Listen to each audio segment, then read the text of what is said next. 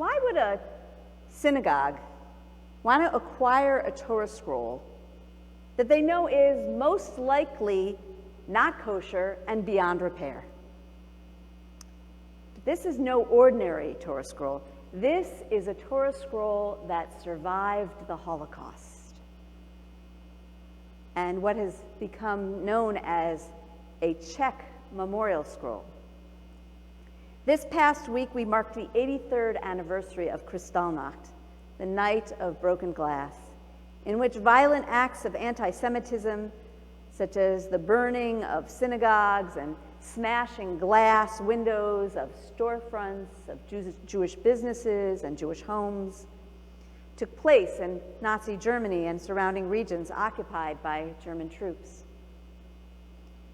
In commemoration of this anniversary tonight, we dedicate a new mantle to our very own Czech Memorial Torah, one of those scrolls that survived the Holocaust.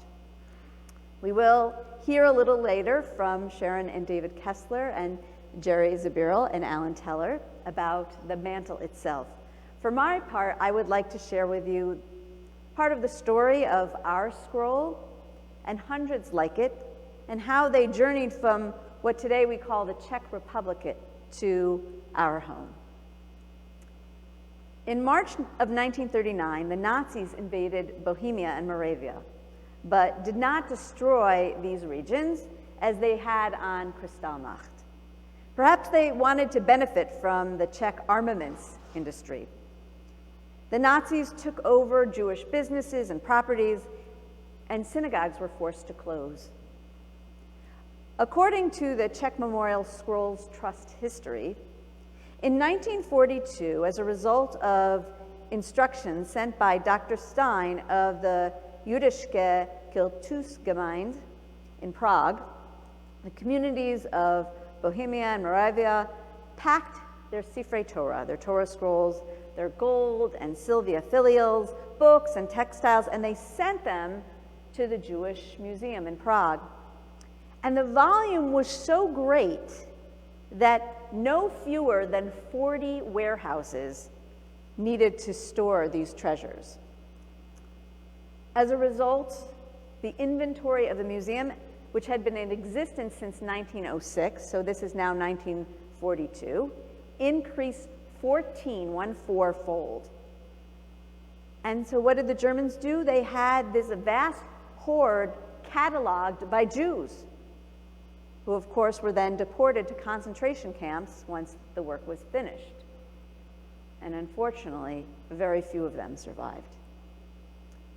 For many years, it was believed the Germans had intended to create a museum of the extinct race.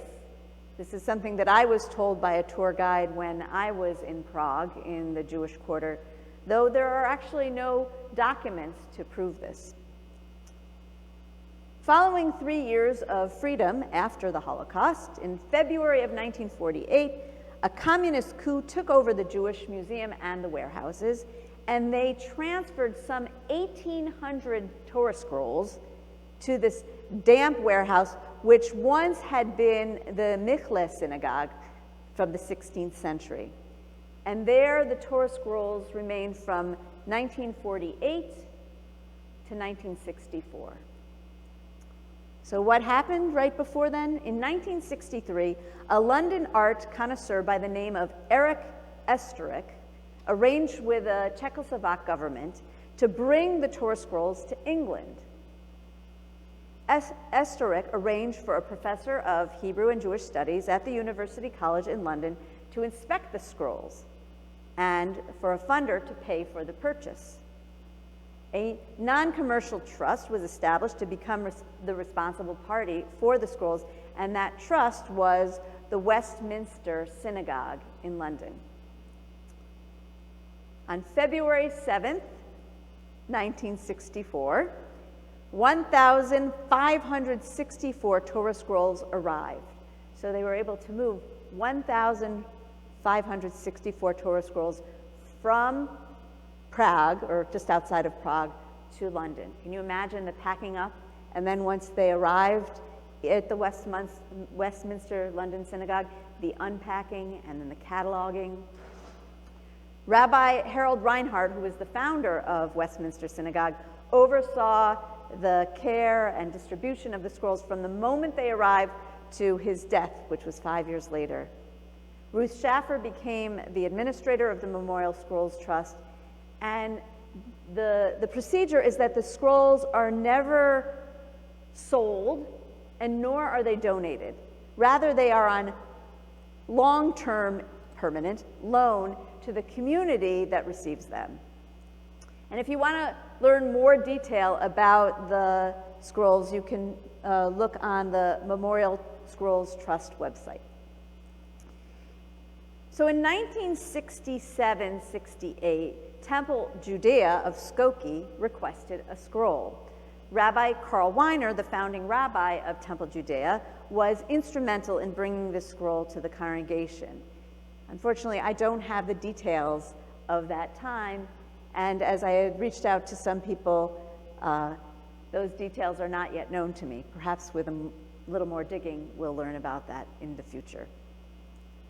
And so the scroll, which was cataloged by the Memorial Scrolls Trust as number 1443, came to Temple Judea in Skokie.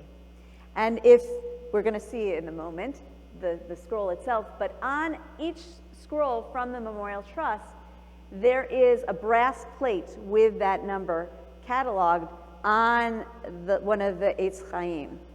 So on that wooden roller, there's a brass plate. And that's part of our contract of having this scroll on loan. And because of the careful cataloging, we know that this Torah scroll came from the Pinchas synagogue in Prague. This synagogue, which is the second oldest in Prague, has functioned, well, did function from the 15th century until World War II, when the services stopped. And today, this building, which has been restored, is now a museum.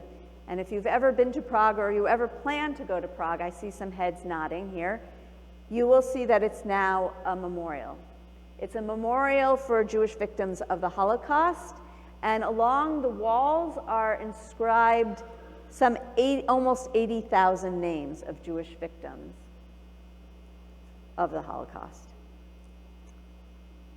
Fast forward to September 2018 on Simchat Torah. Some of you were here. Members of Temple Judea Mitzvah paraded the shul's Torah scrolls down Dempster Street, and this scroll among them. Some of us may recall the meeting of the two congregations and the passing of the scrolls at Dempster Street and McCormick Boulevard. Since then, this Czech Memorial Holocaust scroll, number 1443, has taken its place on the Beth Emet Bima after a very long journey. While this scroll is not kosher and it's beyond repair to make it ritually fit, it is intact, a whole scroll, and most all of it is legible.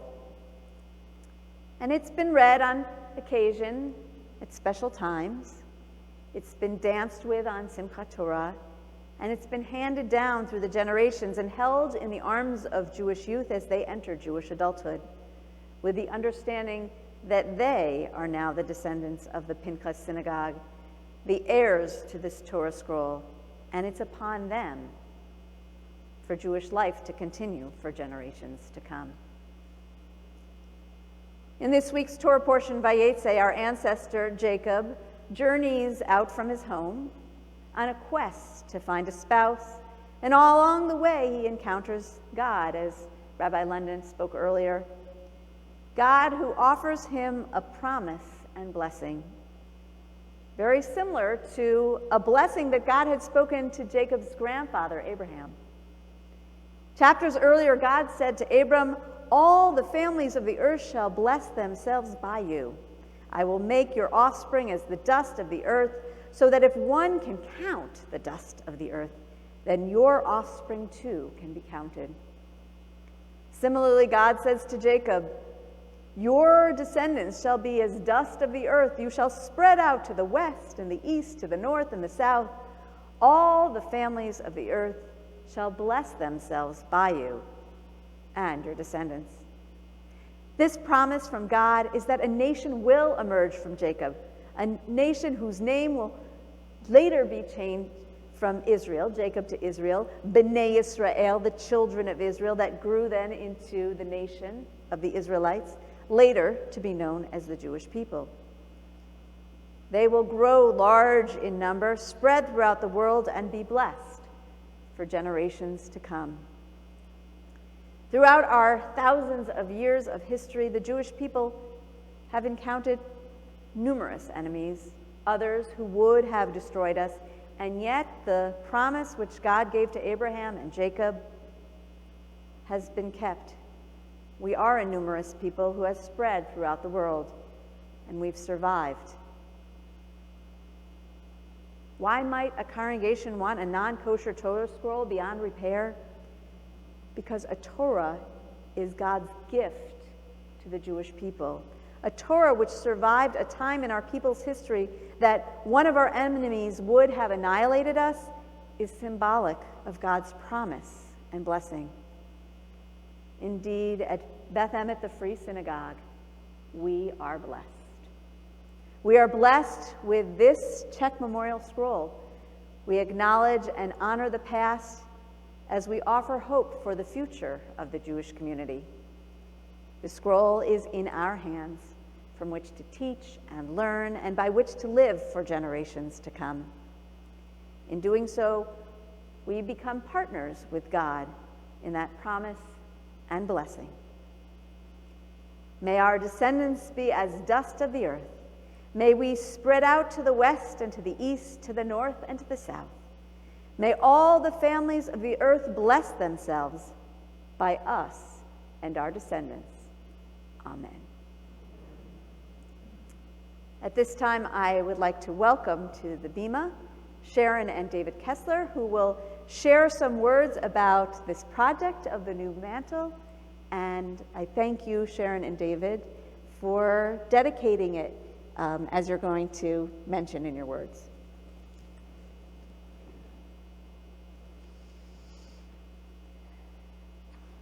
Shabbat Shalom.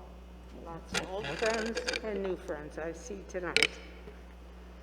David and I have only been members of Beth Emet since 2018, when Temple Judea Mizpah and Beth Emet combined. However, our history with the Shoah scroll goes back more than 30 years at TJM, where that scroll has been loaned to us from the Czech Memorial Trust in England. Over this time, she came to mean a lot more to me than just another Torah scroll, which sounds really stupid anyway.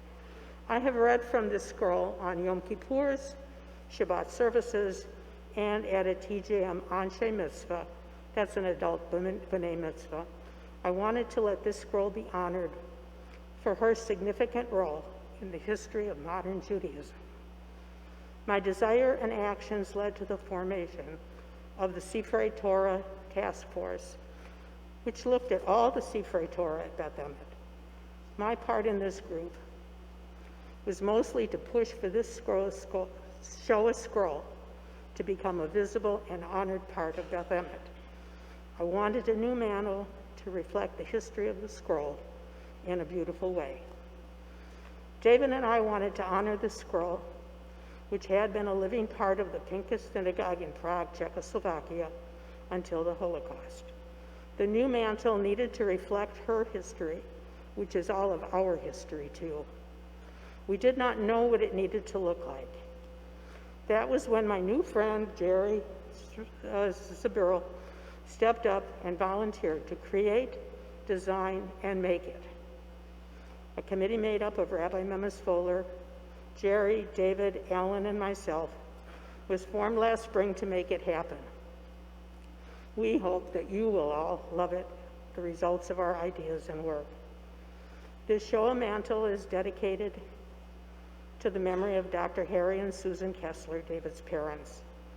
Harry and his family emigrated to the U.S. from Lithuania and came from a family of rabbis. Harry did not become a rabbi, though he was trained to be one.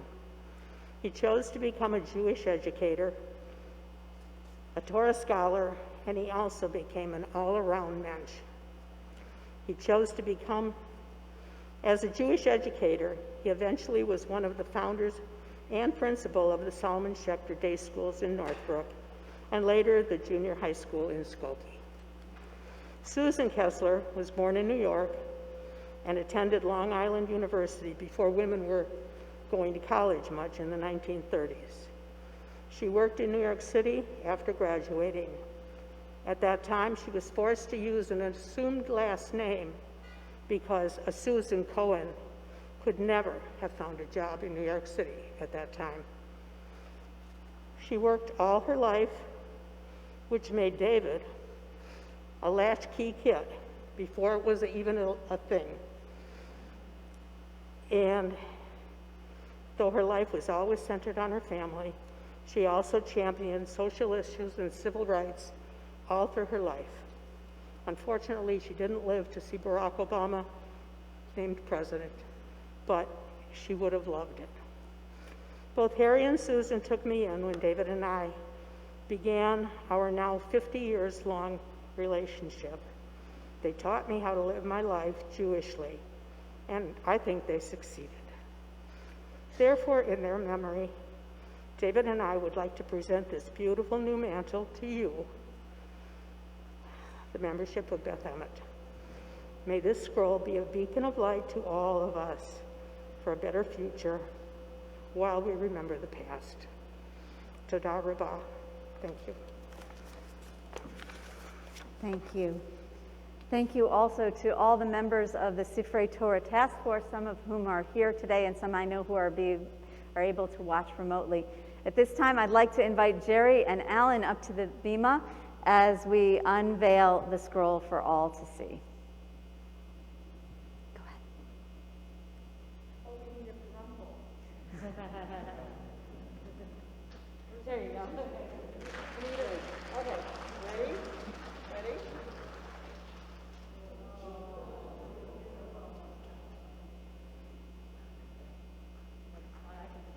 Oh.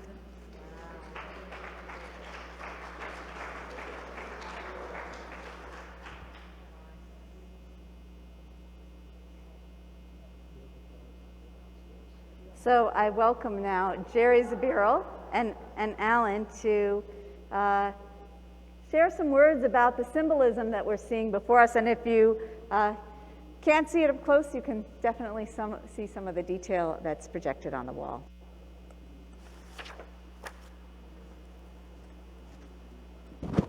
Shabbat Shalom.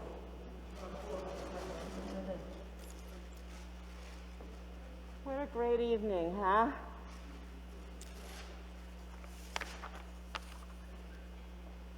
All right, I better move some of this aside or I'm going to be speaking, going to be reading somebody else's speech. There we go. Okay. Kristallnacht, a word that sends shivers up my spine.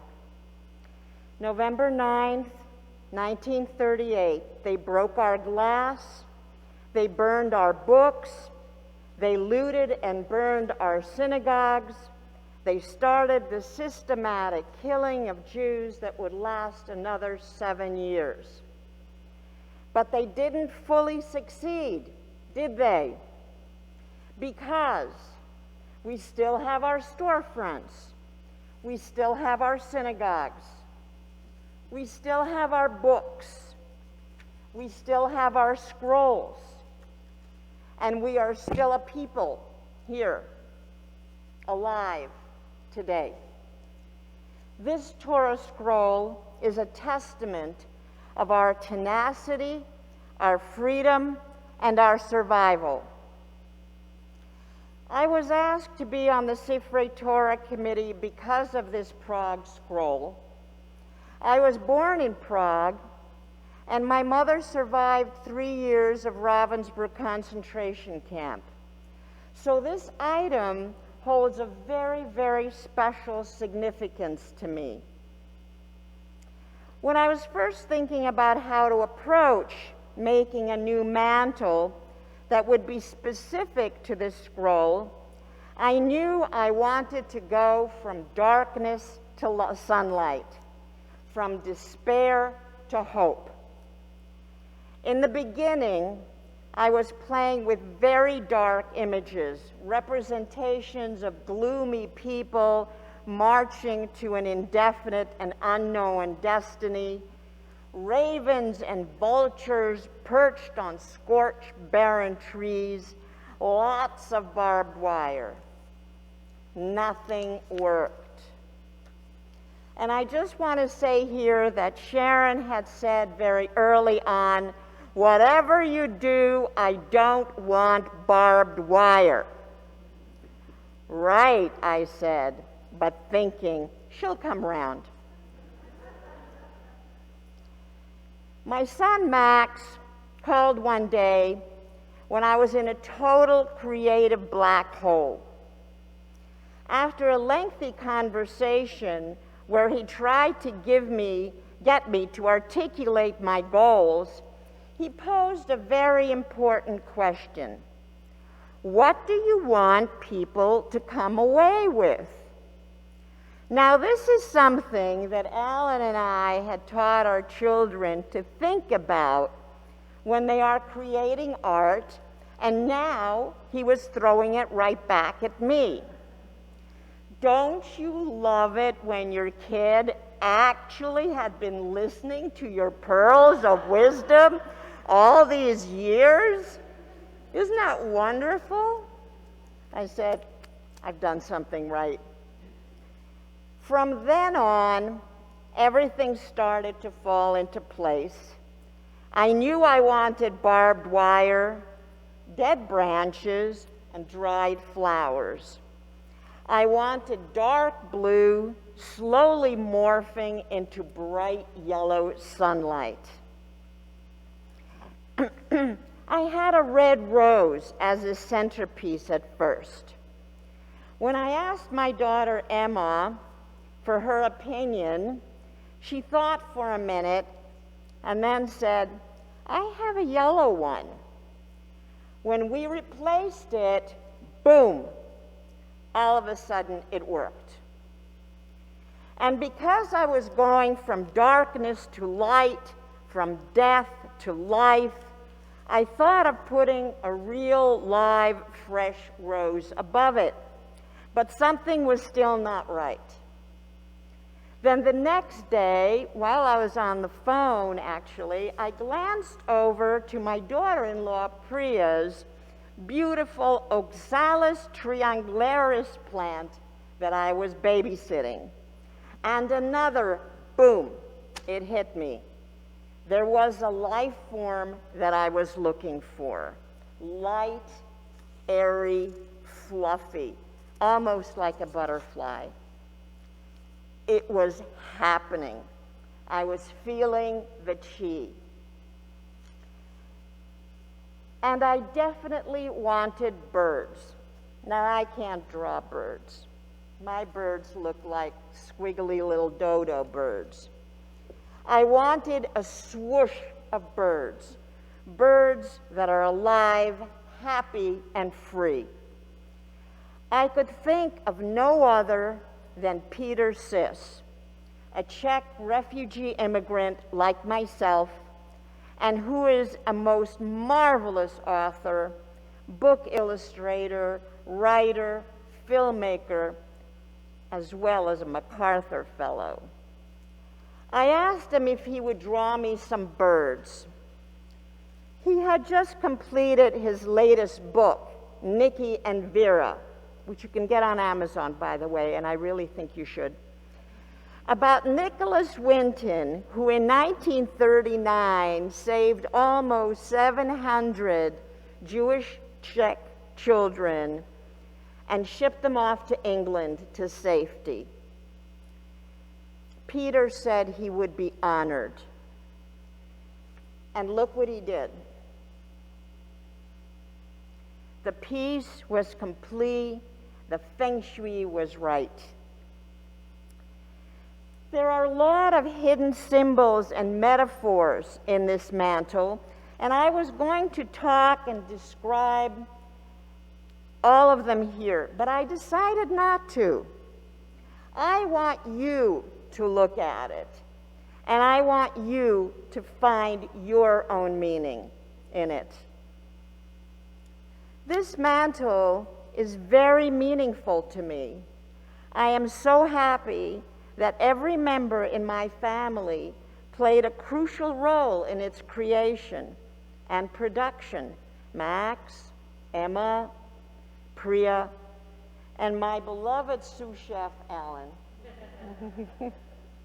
I have enveloped you all in every single stitch. Rabbi Amy, Sharon and David, I thank you from the bottom of my heart for trusting me and having faith in me. Mark Blumenthal for convincing me that I should be on this task force, and of course Peter Sis, who made this Torah mantle come alive. Even though I was the principal director and producer of this mantle, it was a group effort, and I hope we made the Pinchas Synagogue proud. Thank you so much.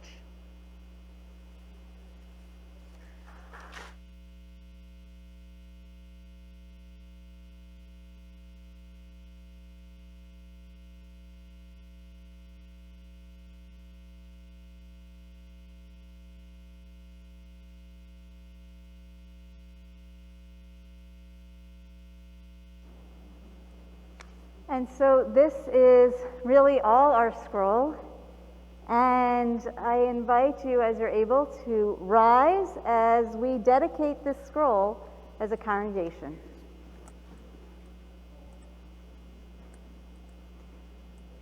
Oh, we can keep this picture up for a moment just to share with you that this is on the inside of the mantle. It has a photograph of the Pinchas Synagogue, and perhaps if you can't read it from where you're sitting, it says Pinchas Synagogue, Prague, Czech Republic, Czech Memorial Trust Scroll number 1443, mantle designed by Jerry Zabiril, 2021, with assistance from Alan Teller and Peter Sis, dedicated in memory of Dr. Harry and Susan Kessler by David and Sharon Kessler under the direction of Rabbi Amy Memis-Foler.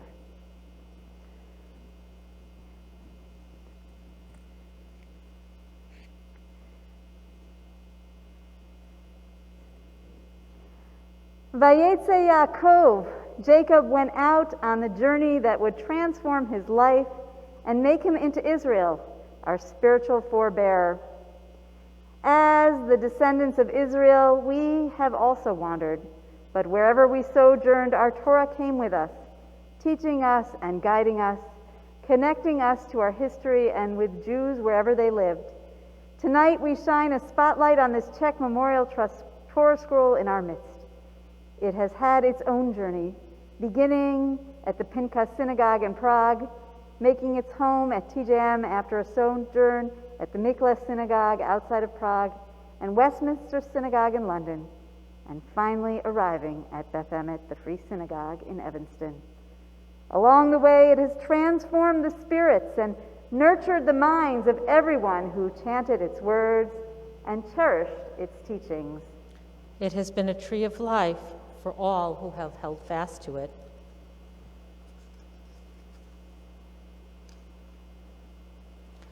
Prior to the Holocaust in the Pinchas Synagogue in Prague, Czechoslovakia, this Torah scroll resided in the Ark, was read from the Bima, paraded through the congregation during Hakafot, raised for the congregation to see, and danced with on Simchat Torah. It has been a tree of life for all who have held fast to it. When the Nazis seized this Torah scroll and hundreds of others from Bohemia and Moravia, it lay piled with the other Torah scrolls in the Miklas Synagogue outside of Prague for more than 20 years. This tree of life lay dormant, waiting for a community to uphold it once again. In 1964, this Torah scroll went out from Czechoslovakia and made its way to the Westminster Synagogue in London, along with the other scrolls that had been stolen by the Nazis. There it became Czech Memorial Trust Scroll number 1443. It was ready once again to be a tree of life. In 1968, this Torah scroll went out yet again, traveling across the ocean to find a home at Temple Judea in Skokie, Illinois.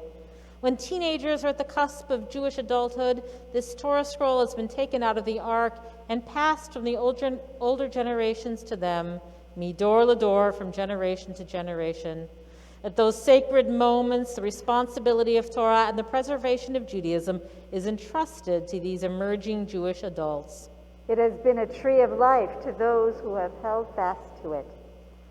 In 2018, this Torah scroll went out once again, paraded east along Dempster Street until it resettled here on the Bima at Beth Emet, the Free Synagogue. Tonight, we have given it a new mantle, clothing it in dignity and honoring its journey with the images of barbed wire, weathered flowers, plant life regrowing, and birds taking flight. This mantle tells a story from imprisonment, death, and destruction to survival, rebirth, freedom, and spiritual renewal. It is a tree of life to those who hold fast to it, and all of its supporters are happy. Its ways are ways of pleasantness, and all its paths are peace.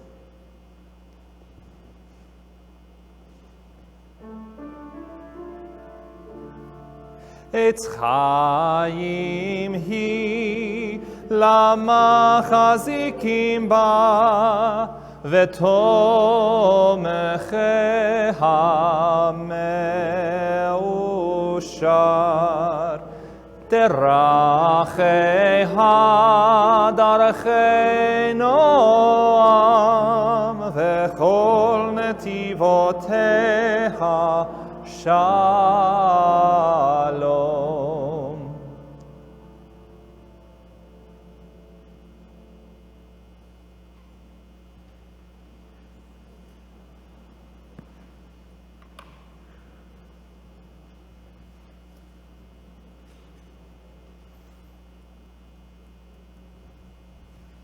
We turn now in our